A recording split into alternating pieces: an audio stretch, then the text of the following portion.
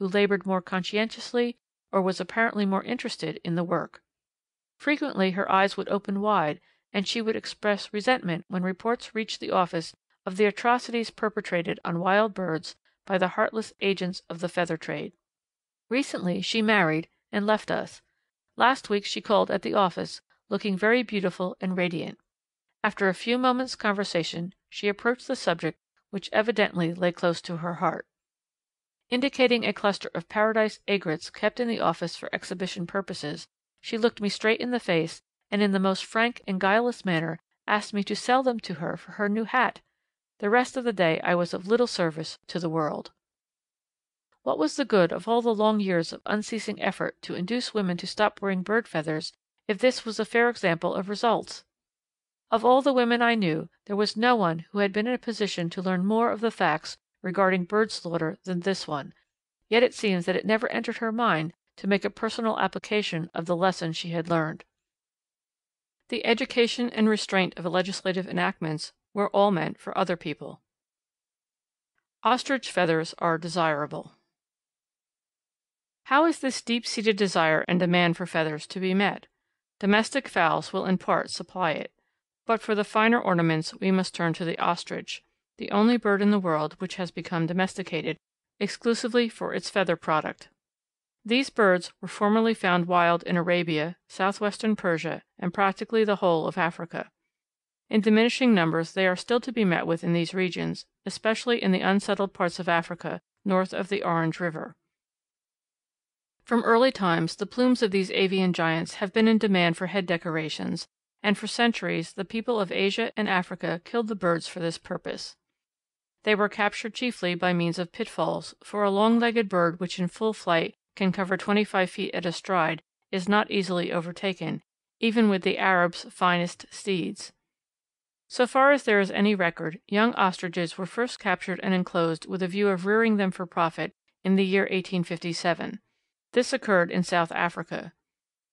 During the years which have since elapsed, the raising of ostriches and the exportation of their plumes has become one of the chief business enterprises of South Africa.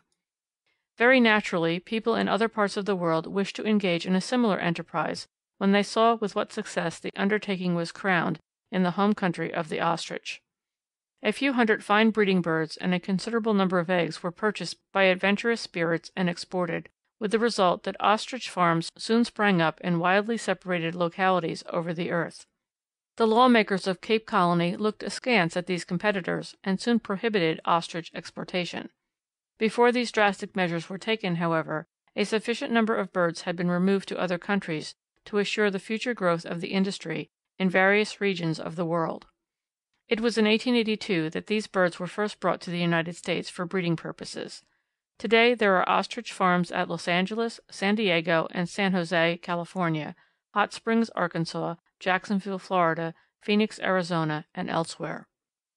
There is money to be made in the ostrich business, for the wing and tail plumes of this bird are as popular today for human adornment as they were in the days of Sheerkohf, the gorgeous lion of the mountain.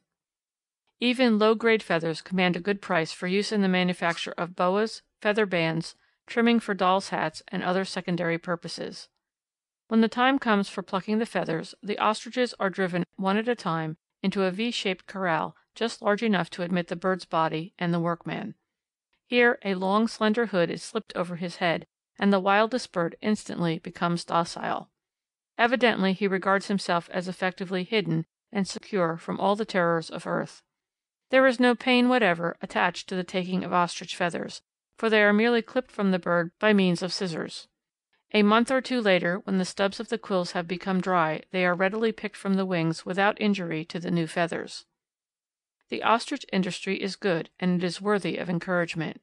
No woman need fear that she is aiding in any way the destruction of birds by wearing ostrich plumes.